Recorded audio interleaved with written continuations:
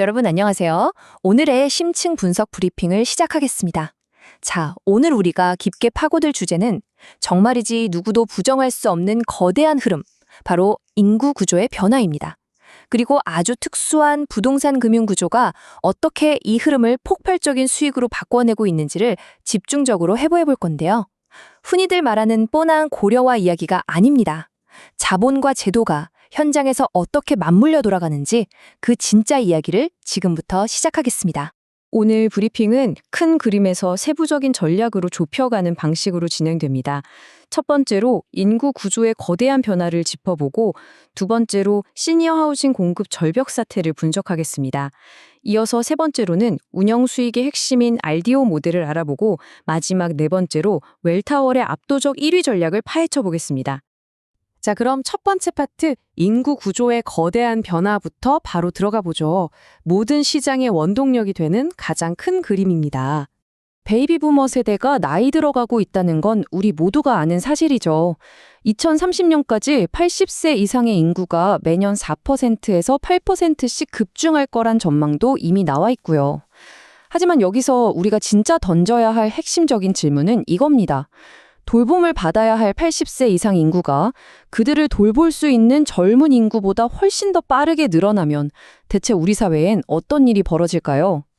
이 문제의 심각성은 돌봄 비율, 즉 시니어 한 명을 돌볼 수 있는 성인 인구의 비율을 보면 확 와닿습니다. 2010년만 해도 이 비율이 7배 수준이었습니다. 어르신 한 명당 7명이 있었다는 거죠. 그런데 2050년이 되면 이 숫자가 단 3배로 곤두박질 치게 됩니다. 가족이 노인 부양을 책임지던 그 튼튼했던 안전망이 지금 급속도로 쪼그라들고 있다는 뜻입니다. 이런 상황에서 굉장히 흥미로운 포인트가 하나 있습니다. 혼자 사는 고령 1인 가구는 늘어나고 있는데 이분들의 구매력은 과거 어느 때보다도 강력하다는 사실이에요. 75세 이상 가구의 평균 순자산이 약 34만 달러에 달하거든요. 누군가에게 의존할 수 없는 고소득 시니어들이 양질의 주거 환경을 적극적으로 찾기 시작한 겁니다. 그러니까 이제 시니어 하우징은 선택할 수 있는 대안이 아니라 살기 위해 반드시 필요한 프리미엄 필수 인프라로 그 성격이 완전히 바뀌고 있는 거죠. 수요가 이렇게 폭발적이라는 건 확인했습니다. 그럼 두 번째 파트, 이 수요를 감당할 공급 쪽은 지금 어떤 상황일까요? 한마디로 공급 절벽입니다. 공급 시장을 제대로 이해하려면 먼저 시설 유형을 좀 쪼개서 봐야 합니다. 여기서 우리가 가장 주목해야 할 건 독립생활형인 IL과 일상생활 직원형인 AL입니다. 왜냐? 이 두 곳이 마진율이 제일 좋거든요. 정부 보조금에 기대는 게 아니라 거주자가 100% 자기 돈으로 비용을 내는 프라이빗 페이 비중이 압도적으로 높기 때문입니다. 운영사 입장에서는 가격을 마음대로 정할 수 있는 아주 매력적인 노른자위 시장인 셈이죠. 근데 바로 여기서 엄청난 문제가 터집니다. 앞으로 시장에 나올 새로운 공급 파이프라인이 사실상 꽉 막혀버렸어요. 고금리 폭탄에 인건비, 건설비까지 미친 듯이 오르니까 새로운 시설의 착공이 완전히 멈춰버린 겁니다. 그 결과 전체 재고 증가율이 1%도 채 되지 않는 역사상 최저 수준으로 떨어졌습니다. 이걸 숫자로 계산해보면 상황이 얼마나 심각한지 딱 나옵니다. 2027년이 되면 시장에서는 매년 60만 개의 새로운 유닛이 필요해지거든요. 그런데 지금 개발 속도를 보면 실제 공급되는 물량은 고작 11만 개 수준에 그칠 전망입니다. 수요와 공급의 격차가 도저히 메워질 수 없는 거대한 절벽을 향해 전속력으로 달려가고 있는 겁니다. 상황이 이렇다 보니까 정말 재미있는 역전 현상이 벌어집니다. 지금 빈 땅에다가 새 건물을 올리는 비용이 이미 멀쩡하게 지어져 있는 기존 시설을 사들이는 비용보다 훨씬 비싸져 버렸어요.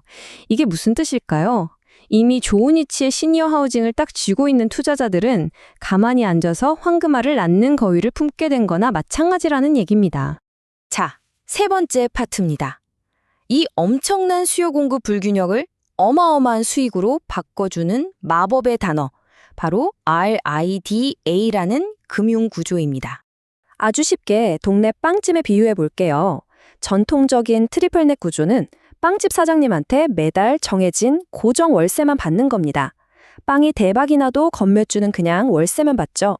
반면에 이 ID레이 구조는 건물주가 빵집의 실제 빵 판매 수익 일부를 쉐어하는 구조입니다. 시니어 하우징 시장이 지금처럼 호황일 때 답답한 고정월세에 묶이지 않고 성장의 과실을 쭉쭉 빨아들이는 엄청난 업사이드를 챙기게 되는 겁니다. 원래 리츠는 현행법상 건물을 직접 운영할 수가 없습니다. 그래서 이 아이디어 구조가 진짜 천재적인 건데요. 자산을 소유하는 것과 위탁 운영하는 것을 법적으로는 아주 철저하게 분리하면서도 재무적으로는 양쪽의 이해관계를 완벽하게 하나로 일치시켜버렸거든요. 돈의 흐름을 4단계로 따라가 보면 이렇습니다. 입주자가 월 이용료를 냅니다.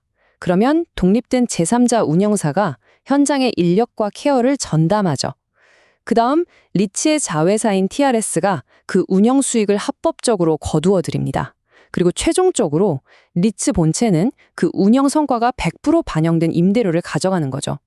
소유자랑 운영자가 옥신각신 싸우는 게 아니라 둘이 손잡고 비용 줄이고 매출 늘리는 똑같은 목표를 향해 뛰게 만드는 겁니다. 그럼 도대체 왜 하필 지금 이 리디아가 이렇게 대박을 치고 있을까요? 지금 시니어 하우징 입주율이 89%까지 가파르게 올라왔고 임대료는 4%에서 6%씩 쑥쑥 오르고 있습니다. 반면에 그동안 골칫거리였던 인건비랑 운영비는 4~5% 선에서 안정을 찾고 있죠. 들어오는 돈은 늘어나는데 나가는 돈은 꽉 잡혀 있으니까 이 리디아 구조로 묶인 순영업이익, 즉 NOI가 말 그대로 로켓처럼 솟구치고 있는 겁니다. 드디어 마지막 네 번째 파트입니다. 이 모든 완벽한 판을 짜고 시장에서 압도적인 1위를 달리고 있는 기업, 바로 웰타워의 전략을 파헤쳐보죠. 웰타워를 그냥 건물 여러 개 가지고 있는 평범한 부동산 리츠라고 생각하시면 완전히 오산입니다.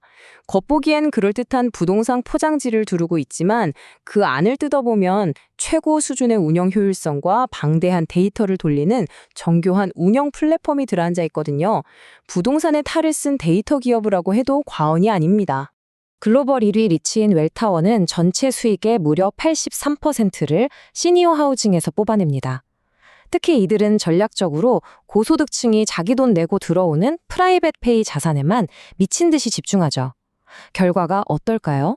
시장 평균보다 임대료를 12%나 더 비싸게 받으면서도 거주자들이 줄을 서는 그야말로 압도적인 가격 결정력을 자랑하고 있습니다. 자, 여기서 진짜 입이 떡 벌어지는 데이터가 하나 나옵니다.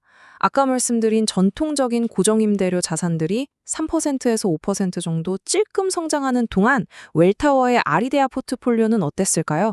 무려 13개 분기 연속으로 전년 동기 대비 20%가 넘는 동일 매장 순영업이익 성장을 기록했습니다. 여러분, 부동산 시장에서 매 분기 20% 성장이라니 이건 정말 경이롭다는 말밖에 안 나오는 수치입니다. 대체 이런 말도 안 되는 성과가 어떻게 가능했을까요? 바로 웰타워가 자랑하는 자체 시스템, WBS 덕분입니다. 무려 15년 넘게 쌓아온 막대한 운영 데이터를 돌려서 각 지역에서 제일 일 잘하는 로컬 운영사들이랑 찰떡같이 파트너십을 맺습니다. 그리고 어디서 인건비가 새는지, 인력 배치는 어떻게 할지 아주 잔인할 정도로 철저하게 비용을 깎아내서 마진을 극대화해버리는 거죠. 이렇게 탄탄하고 무서운 운영 시스템을 갖춰놨으니 막대한 자본을 들이부어도 전혀 흔들리지가 않습니다. 2025년에만 무려 110억 달러라는 천문학적인 자본을 투입해서 공격적으로 자산을 서들였죠. 이게 단순히 덩치만 키운 게 아닙니다. 이 투자가 고스란히 주당 사업운영 수익, 즉 FFO를 0.45달러나 끌어올리는 결과로 이어졌거든요. 경쟁사들은 감히 쳐다보지도 못할 16%라는 프리미엄 성장률을 완벽하게 증명해내고 있는 겁니다. 자, 오늘 브리핑을 마무리하면서 여러분께 꼭 던지고 싶은 질문이 하나 있습니다. 향후 2년 동안 새로운 공급은 사실상 멈춰버렸고 베이비 부머들은 말 그대로 쏟아져 들어오고 있습니다.